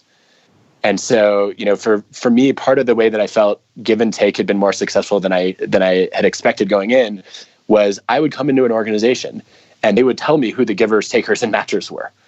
Or they would tell me how they were trying to weed out the most selfish takers from their hiring process. And I'd say, wow, this is in your vocabulary. That means I think so much of what I do as a social scientist is I try to provide a framework and some evidence to describe things that maybe you've lived but not known how to talk about. And so if that happens, that's powerful. And then, of course, if behavior change happened, that's even more powerful. But it's really hard to know the scale and scope of that. And so, largely, I think anecdotally, I pay attention to, yes, selling more books is probably better than fewer. Having more podcast listeners is better than fewer. But ultimately, it's reader feedback, listener feedback that, if somebody says, hey, I tried your approach, it worked. Or I tried it, it didn't work, but here's what I learned. It feels like it at least advanced somebody's thinking, and that feels like a contribution. You've been at this a lot longer than I have. You've also had a lot more success. How do you know when you're successful or when you've had an impact? Good question. I'll tell you what I try to do, and that is to select projects where I win even if it fails. And so I really try to embed the success question into the design or selection of the project. And I'll explain what I mean by that. This is reflective of thinking that I arrived at myself. It's also been talked about at some length by Scott Adams, the creator of Dilbert, who has written about this in the form of career advice, which I thought was really good, and which was also Scott Adams' essays at one point were highlighted by Mark Andreessen, very well-known entrepreneur and investor, certainly. And the basic idea is that I try to choose projects where I am heavily weighting two things. One is acquisition of new skills, development of new skills, or just rapid development of existing skills, and developing relationships with people I can know for 10, 20 years and would enjoy spending time with, who are also some of the best people in the world at what they do. So I try to, this might seem like a dodge, but it's not a dodge because over time, at least, I've realized how many factors that could dictate, say, commercial success, which is often a corollary to impact in terms of the number of hands you can get into, the number of eyes you can get in front of. For instance, The 4-Hour Chef, I mean, by far the hardest book, the most elaborate book, the most detailed book I've ever done. Very proud of that book, but it was also a gamble, which I knew going in, because it was the first book announced along with the launch of Amazon Publishing in the New York Times, or I should say, covered by the New York Times. And for those who don't remember the history, what that meant was Amazon said for the first time, in effect, we are going to compete with publishers for writing talent. And we are going to write advances, in some cases big advances, to authors, and we are going to be producing books ourselves. And that scared the living hell, rightfully so, out of the publishing establishment. And I anticipated that would mean blowback from Barnes & Noble. I did not anticipate that it would be boycotted by every retailer you can imagine. I mean, I want to say Target, Costco, Walmart, all of the big box guys, in addition to the Barnes and Nobles of the world and independents on top of that. So there were so many elements outside of my control, and I found that experience to be really punishing. I've never with a book had my ass handed to me so badly. Not to point fingers, because we both have friends at the New York Times, but the New York Times bestseller list is not a strictly compiled by the numbers list. There is some secret sauce, or at least a black box involved. So, for instance, with 4-Hour Chef, I sold more than 100,000 copies in week one. Wow, and that's huge. It was, and I'm not going to name names because they were also the books involved were very good. But there was a book that, according to Nielsen BookScan, which is how I was tracking my sales, sold about 20,000 copies, and it was 2 spots above me on the New York Times. And so all of this, whether it's subjectivity and or factors outside of my control, led me at that point to really double down on trying to embed the determinants of success in the design or choice of the project. I think projects themselves. That's so compelling, because what it says to me is you decided that learning and relationship building are the 2 leading indicators of success, but also they're worthy ends in and of themselves. And so even if they don't drive success, you're still going to be glad you invested in something that sort of formed a meaningful connection or taught you something. That is such a clever workaround to the problem of do I know whether I'm accomplishing anything? Yeah, it's I wish I had come to that conclusion sooner, quite frankly, because if you approach things with that lens, at least in my experience so far, eventually you're gonna win. As measured or determined by the outside world, if that makes sense, right? It's like if you continue to acquire skills and deep relationships with people you care for who are also incredibly good at what they do, you will success cannot be kept from you indefinitely. And if it weren't for the 4-Hour Chef and that incredible learning experience, but also gigantic donkey kick to the face, I would not have started podcasting, right? And sweet, it wouldn't have happened. And that it was through the 4-Hour Chef and looking for the uncrowded, meaning undervalued but high leverage avenues for promotion, which ended up being podcasts. I do that for every book, and in that particular case, podcasts were still very undervalued, and that led me to have these incredible experiences on these various podcasts with Joe Rogan and Mark Maron and Chris Hardwick and the Nerdist guys and so on, and came away thinking, wow, not only did these podcasts really move the needle in a way that was so disproportionate based on how undervalued they were at the time, but I also had a hell of a good time doing them, and I could be myself, and I didn't have to memorize a 20-second soundbite after getting my face airbrushed for an hour at 5:00 in the morning for an AM TV show, where maybe I will be asked a question that isn't read off a teleprompter behind my head, but maybe not. And that was a real turning point for me, so I'm grateful for it. That's been my approach since. Anyway, sorry for being so long-winded, but that's how I think about it. I think that's powerful, and it's something. It resonates a lot with me because I got into the podcast world much later than you did, and felt like it was by that point pretty crowded, and there were a lot of interesting people having interesting conversations, and so I was pretty hesitant about it at first, and then eventually said, okay. My biggest problem is I have spent the past 5 years getting invited into some of the most interesting organizations on earth and telling them things I already know, mostly. And I'm not learning anymore. And so even if the podcast completely fails, I'm going to pick the people and the places that I want to learn from. And then, I'm going to come away with new insights on the back end that in some format I will share. And it was extremely valuable. It gave me all kinds of ideas for articles and books and for research projects I wanted to take on. And it would have been great even if we didn't do a season 2 and beyond. And I think you're right. I think there are ways to structure new projects so that even if they don't achieve conventional success, you still gain more than you invested in them. Yeah, definitely. And speaking of learning, you mentioned 2 books earlier, Switch and The Culture Code, I think they were. Is that right?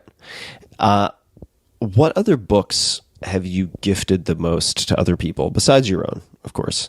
But I try not to gift. But outside... Wait, hold on, Tim. You can't gift someone your own book. It's like, here's this thing I wrote. You do a bunch of work and digest it, as opposed to if we know each other, maybe we could just talk about it, right? Yeah, I'm just screwing with you. It makes me think of. I don't know if you've seen What About Bob? Classic. Yeah, of course. Fantastic movie. And he was like, there's this groundbreaking new book out, Bob. Let me find it here. And he drags his finger back and forth on the shelf, which has like 100 copies of his own book. And he goes, yes, here it is. And he pulls it off. But what books have you recommended or gifted? I have to tell you as a quick aside, I was speaking at a Google event a few years ago, and a bunch of people just went way too far in self-promoting their books. And it was over the top. And I got up there, I ditched my slides, and about halfway through my talk, I said, all right, I've got to tell you, if you really want to understand what motivates people, you have to read this incredible book, which I wrote. I would normally not be that sarcastic or that snarky, but I just felt like somebody needed to acknowledge the elephant in the room. But otherwise, I would never recommend my own book, right? So to your question, what have I gifted the most? I've got a few favorites. So, I think I tend to gift mostly in the genre that I write in. So, thinking about big ideas that are evidence-based that can improve the way we work and live. And so Mistakes Were Made But Not By Me is a favorite. Yep. I'm sure you know that, by Tavris and Aronson. Great book on why our egos get in the way of just about everything and how to overcome that. I've gifted Susan Cain's book, Quiet, more times than I can count. And interestingly, I started out gifting it to introverts, thinking, okay, this is going to be a book that shows you all of your strengths and the ways you're not alone in the world. And, it certainly spoke to me that way as an introvert. And I have to tell you, the biggest fans of that book, from my experience, are actually extroverts who say, I need to embrace my quieter side, and I need to make more room for the quiet people around me because I'm missing out on their brilliance. So I think that's always fun. And it's especially fun to give that book to an engineer who has never heard of introversion, extroversion. And it's a giant light bulb. I actually had a student early on who read it and said, oh my gosh, my boyfriend isn't boring. He's just an introvert. I didn't realize. Anyway, so that's another favorite. And then I have it's a newer book, so I haven't been able to gift it as many times yet. But I've recommended a lot recently that if people want to figure out what their biggest blind spots are, that one of the things they ought to do is spend a little bit of time reading Tasha Urich's book on self-awareness.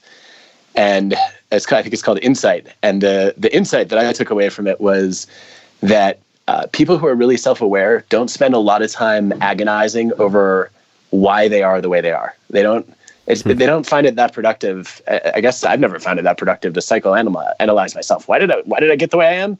I don't know. There could be a million biogenetic and life experience factors, but it doesn't really matter. Here's how I am. And then how do I work with that to be effective and live a life of meaning? And I think it was a really cool book on how to become more aware of what your strengths and weaknesses are. Do you know how to spell the author's name? Yeah, Tasha, Tasha, and then Urich, Eurich, I believe. Cool. I will find it and put it in the show notes for everyone. Yes, nice. Eurich. There it is. There you go. Also available on audio for people who are interested. Subtitled "The Surprising Truth About How Others See Us, How We See Ourselves, and Why ... That's all I can see on the preview. I'll put that in the show notes. Yeah, blind spots. What a thing. And how do you, are there any other tools or questions you ask yourself or have other people prompted with to help you further find your blind spots? Yeah. So one of the things I learned about actually doing a podcast episode on your hidden personality, I went to Bain, the consulting firm, in part because they spend a lot of time building brand new teams where people who know nothing about each other have to go into, often in their 20s, into very senior executives' offices and tell them how to run their companies. And they have a lot riding on whether these brand new teams can interact smoothly. And so they, not surprisingly, put a lot of energy into figuring out, okay, what are the traits and strengths and weaknesses of everybody, and how do we get up to speed on that as fast as possible? And I met a manager there who had said something really interesting. He said, when I buy a new car, it comes with an owner's manual, so I know how to operate it. But when I work with a new person who's way more complex than a car, I don't get anything. And so I'm kind of starting from square one when, in fact, they have all these experiences that could teach me something from their past about how to work with them better in the present and the future. And so what he did, his name is Or Skolnick, he sat down and he wrote up a one-pager on how to work with him effectively. What are his strengths? What are his weaknesses? What are the triggers that bring out the worst in him? What are the moments that bring out the best in him? And then he didn't stop there. He asked his team to write their user manual for him so that he could gauge his own self-awareness. And of course, he found the team's analysis much more insightful and accurate than his own because of the blind spot factor in part. But now every new person who works with him gets that one pager and gets to immediately start as if they've known him for a month or two and say, okay, here are the things I might want to adapt if I want to be really effective with this manager. And so I've gone and done that. I asked a bunch of people who work with me to write my user manual. And it is very simple. The questions are, what are my strengths? What brings those out? What are my weaknesses? What brings those out? What are my blind spots? And what do you know now about working with me that you wish you had known when we first started working together? Oh, great. Invaluable. What are some of the answers to that last one?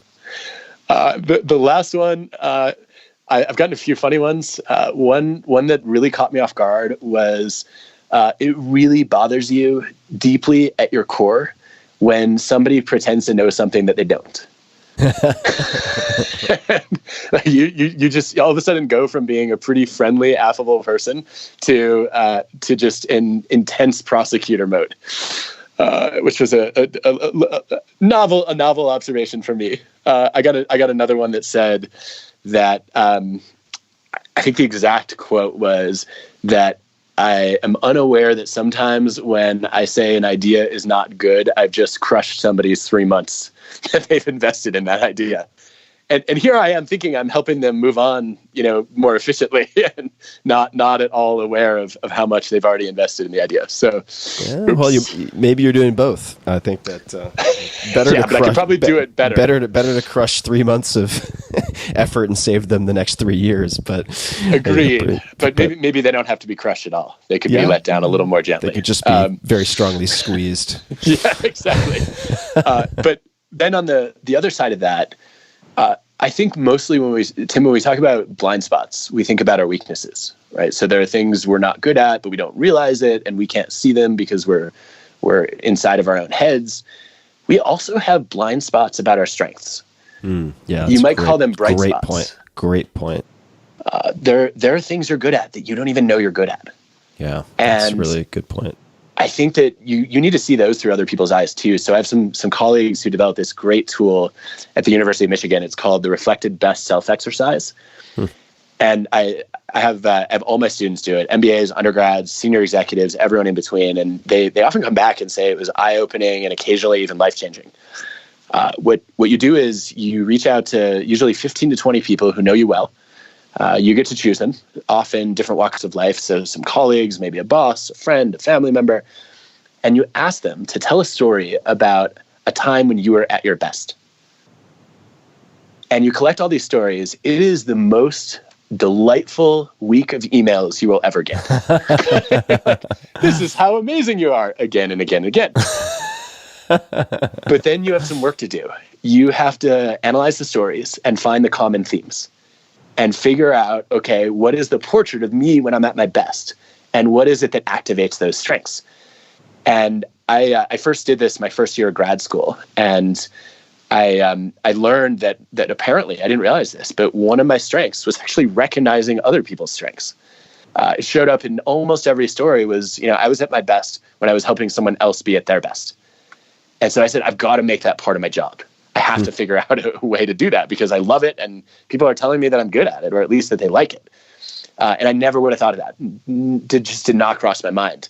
And so it's an exercise I'd like to see people do, I think every couple of years, because sometimes you have new people in your life who see different strengths, your strengths evolve, you find new ways to activate them. And I'm a big fan of that exercise. I love it. Yeah, have you done it? I have not. No, I've done the opposite, which is, I suppose, on brand for my historical brand of self-flagellation. Well, it wasn't specifically my reflected worst self, but I did a 360 interview process with a whole group of people I've worked with, and as Joe Gebbia, one of the co-founders of Airbnb. Oh, I know Joe. We suffered through TED together. Yeah, said to me when we were doing our podcast, or maybe when we were talking. Either way, he did it also, and I was like, "Am I the only one who had like a near nervous breakdown and just wanted to cry in my car?" He's like, "Nope, same thing happened to me," and I was like, "Fuck, man, that was rough." It's like because I think part of what made it so rough for me is the way we did it, and I think this is how it's typically done, but I've only done it once. You get all this feedback, some of which is very, very, can be very blunt and very brutal, which is all anonymized. And for me, that is very hard, not because I want to bludgeon the people who gave me hard feedback, but because I want to fix or apologize. I want to fix things or apologize for past transgressions or mistakes or bad delivery or whatever it might be, and I can't do that when it's anonymized. And a good facilitator won't give you the names, of course.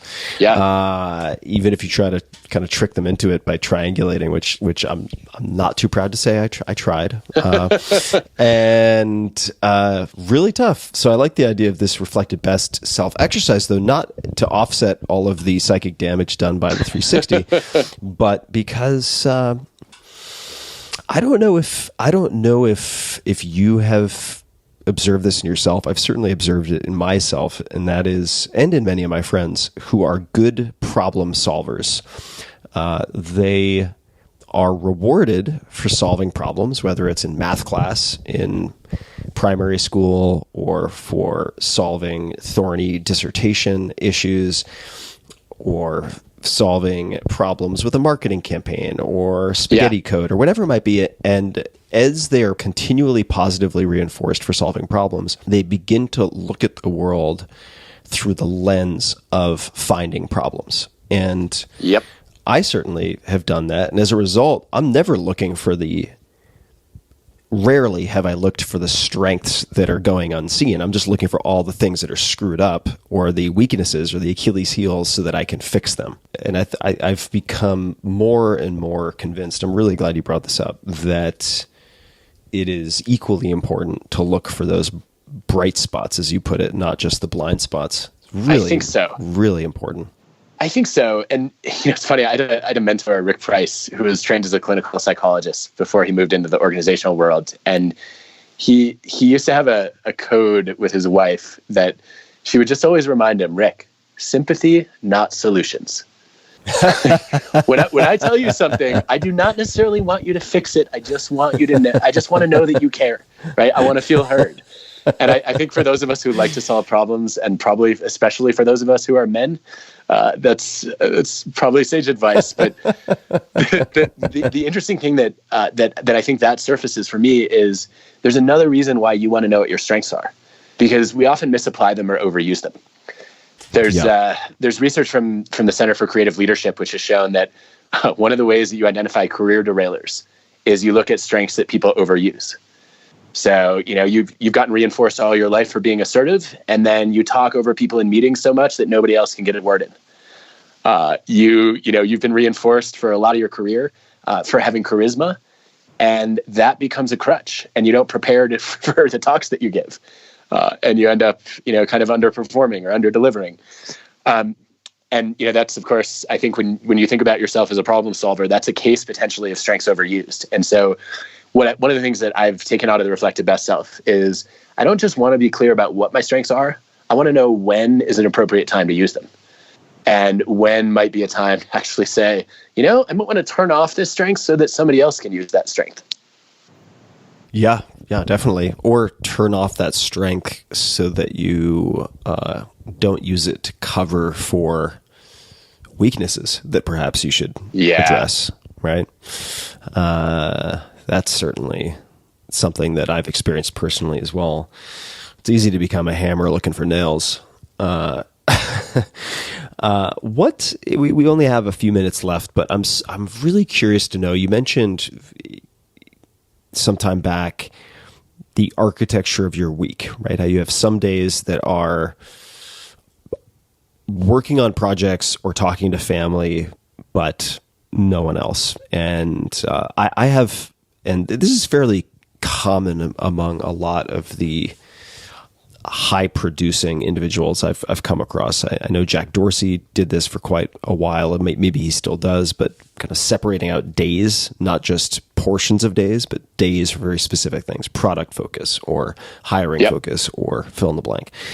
And for instance, we're recording this on a Friday. When I do any recording, I try to do my recording on Mondays and Fridays, and I also try to place the vast majority of my phone calls or admin type tasks that I need to be involved with in some sense on Mondays, right? So I do have a weekly structure.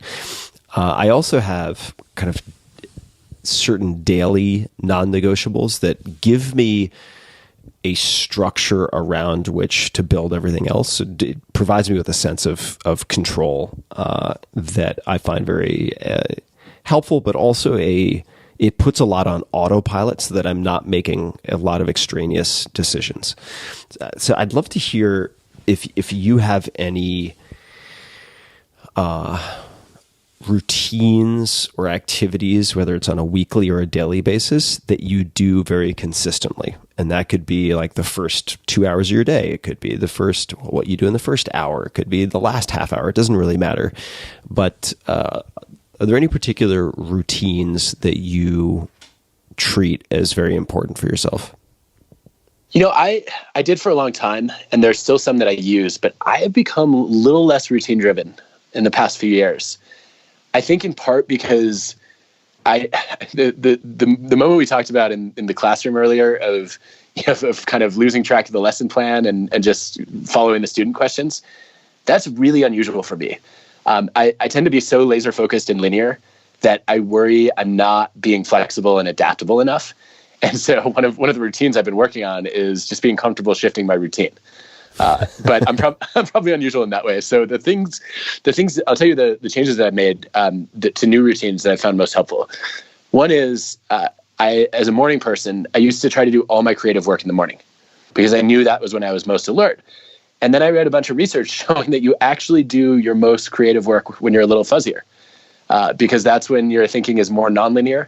It's when you make more unexpected leaps and kind of free associations. And so now what I'll do is at night before I go to bed, when I know I want to write the next morning, I still like to write when I'm fresh so that it actually makes sense. But the night before, I'll actually start jotting down some ideas. It might be a couple sentences, it might be an outline, and then I've got hopefully some novel material to run with in a more organized way in the morning. And so you can obviously flip that if you're a night owl and say, maybe I actually have some creative ideas in the morning when I feel like I can't think straight. You don't want to think straight if you're trying to be creative. So that's one that I really like. Another one that I've adopted recently, which has been extremely productive for me, is I actually take phone calls right after workouts because I've found that right after a workout, I'm not in work mode yet. Mm-hmm. And so I feel like I need some kind of transition space to get back into focus. And oftentimes I'm like, I just wasted the half hour, after our weights or cardio. And so I might as well have had a conversation during that time. And so that's become white space. And then my last favorite routine, which is definitely on the new side, is I actually go to sleep listening to podcasts. For years, I would read or watch TV going to sleep, but it's so much more relaxing to not look at a screen. Yeah. And I find that I process the information a little bit more deeply than if I had read it. And I also fall asleep faster. Yeah, sounds like win-win. I haven't tried going to sleep with podcasts. Do you have a favorite bedtime podcast or types of podcasts? I don't like our kinds of podcasts at bedtime because I actually want to be awake and learn from them. So I binged The Shrink Next Door in a few nights, which was fascinating. And I ended up staying up way too late one night because I just wanted to know where the story went. But the other nights it was great. I did Serial that way. Mm-hmm. And so I guess it's mostly more of the either the narrative or fiction style shows. Uh-huh. Cool. What does your workout regimen look like? You mentioned exercise. So I lift weights twice a week. My target is 3 days a week of cardio, which is usually a mix of an ultimate Frisbee game, tennis match, and elliptical.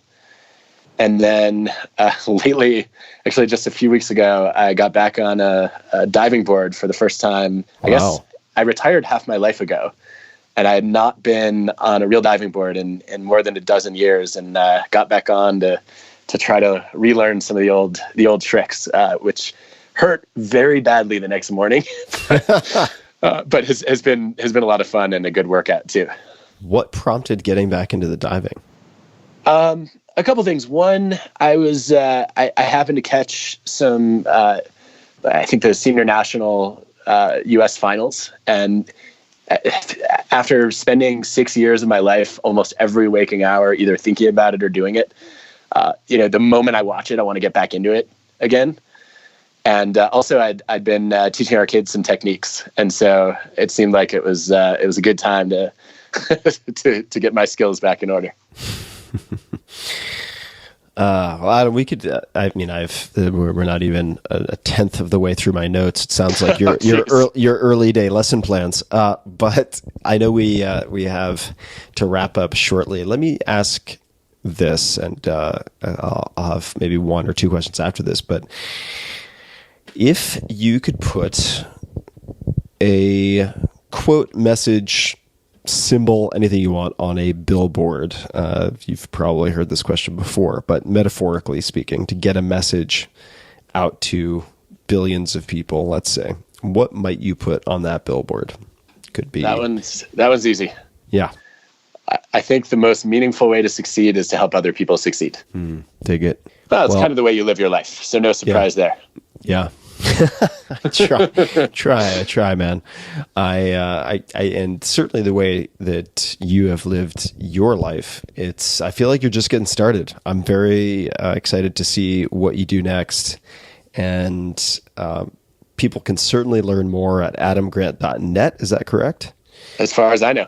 As far as you know, as far as I know, and then on social, on Twitter, at Adam M. Grant, Instagram, Adam Grant, Facebook, Adam M. Grant. Is there anything you would like to point people towards? Anything else you would like to say, recommend for people, encourage people to check out? Anything at all that you'd like to say before we wrap up? Maybe just one thought on productivity, because we've talked a bunch about it, and it's such a core theme for you and your audience. I think one of the mistakes that people make when they try to boost their productivity is they're focusing on the wrong goals. I don't think being more productive is actually that motivating. It's like, I got more done. I wrote words today, more words today. Woo! I think that, for me, productivity is a means to an end. And I've always been more productive when I've found a project that I care about, or, a topic that I'm really intensely curious about. And I think that frequently when you feel like you're not productive, it's not necessarily because you're lazy or because you have bad habits. It's because you're not working on the right projects. Yeah. And you haven't found the ones that are intrinsically motivating and meaningful to you. And so I think that, I guess I would just say, I think if productivity is your goal, maybe you've got the wrong goal. That's a great point. That is a fantastic point and very well said. Yeah. Maybe it's not how you process email. Maybe it's impotent goals. Maybe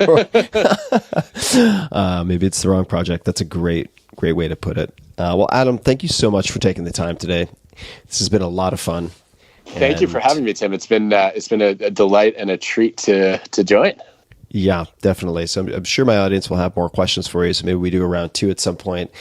But for now, this is a great first installment, and I really appreciate you making the space to do this. And for everybody listening, I will have links to everything we discussed, lots of details, all the books, everything else, at the page for show notes, as per usual, tim.blog/podcast, where you can find everything.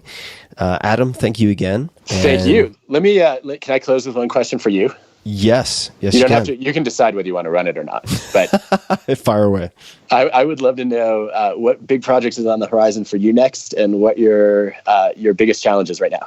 Ooh, yes. All right. So big things on the horizon for me are some very large scientific projects involving researchers and studies related to mostly classical psychedelics as applied to what are considered widely intractable psychological or psychiatric disorders, whether that is PTSD or treatment-resistant depression, where I've already helped to fund studies at places like Johns Hopkins, or eating disorders. There's a very long list. And that would be a very large project, and more of a series of projects coming up. Let's see. Biggest challenge. Biggest challenge would be perhaps wanting to disappear for a while, for an extended period of time, which I've been doing in increments of weeks, but feeling a very strong call to sort of disappear off into the wilderness for a while. Struggle is too strong a word, but feeling perhaps conflicted about the best way to do that. I feel confident that I and my support structure will figure it out in some way. But kind of reconciling that. It's a very difficult to explain feeling. It's really more of a very core emotional or visceral drive that I have without much left brain analytical, it's an Excel spreadsheet data to support it. And I think coming from a life where I have certainly over-relied on that analytical machinery, I think it's going to take me some very interesting places. So it's just really building up the courage, or dare I say faith, oh my God, what a word that is, to sort of follow the feeling and believe that the understanding will come later. So that's maybe a very strange answer, but that's the answer. It's interesting. What I like about it is you get so much done that you can disappear for a long time and still be annoyingly productive. The one other thing I was just top of mind wondering about is you got LeBron and his trainer. Who are your next dream guests? And if you could have anybody. Yeah, you know who I'd love to have on, and the timing might actually be pretty good, is there are quite a few. A lot of the names no one would recognize, but many of my old mentors and professors, and I just recorded one that should be coming out soon. But I would really enjoy to have a long conversation with Oprah and also with Howard Stern. And they both recently had books come out, so I think the timing could be decent. It would only be worth doing if they were willing to really play ball and have a long form conversation like this one. But I find both of them endlessly fascinating, and I think that their abilities, if you kind of look between if you listen between the notes of music, so to speak, to really observe how they can craft conversations, navigate interviews, and so on, it's really remarkable. And not to mention the macro level perspective of their careers. But those would be two that come to mind. That's very cool. Well, you kind of want them to interview you then, so you can experience it. But I guess turning the tables works too. Yeah, well, I mean, certainly both of them are pretty good at saying, "Oh, you're going to interview me? Wait a second." I have some questions for you, so who knows? But I think that would be, fun if they're willing to play ball, right? I wouldn't want to have someone drag them kicking and screaming into doing it, because I don't think either side would enjoy that. But if they were game, I think that a long form conversation with either or both of them would be quite fun. And thanks for asking. No, I look forward to hearing both of those.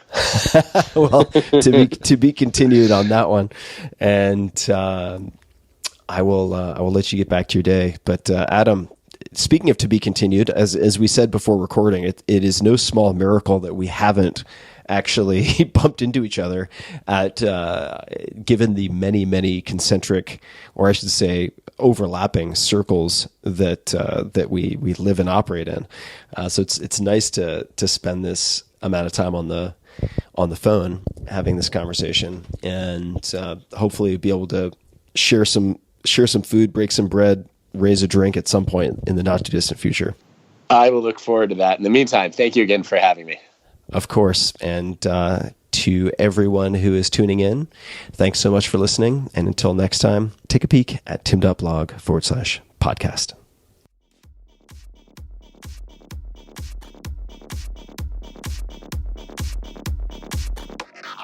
Hey guys, this is Tim again. Just a few more things before you take off. Number one, this is 5 Bullet Friday. Do you want to get a short email from me? Would you enjoy getting a short email from me every Friday that provides a little morsel of fun before the weekend? And 5 Bullet Friday is a very short email where I share the coolest things I've found or that I've been pondering over the week. That could include favorite new albums that I've discovered. It could include gizmos and gadgets and all sorts of weird shit that I've somehow dug up in the world of the esoteric as I do. It could include favorite articles that I've read and that I've shared with my close friends, for instance. And it's very short. It's just a little tiny bite of goodness before you head off for the weekend. So if you want to receive that, check it out.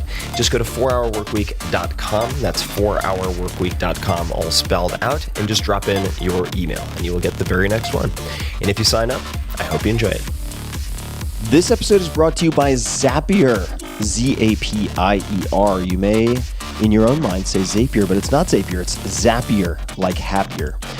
They are a new sponsor, but not new to me as a service at all. I've been using them for many years now. If you run your own business, think about all the hours and hours, maybe endless hours you spend moving information from one software program to another, all because they don't easily work together. Well, now they can automatically thanks to Zapier.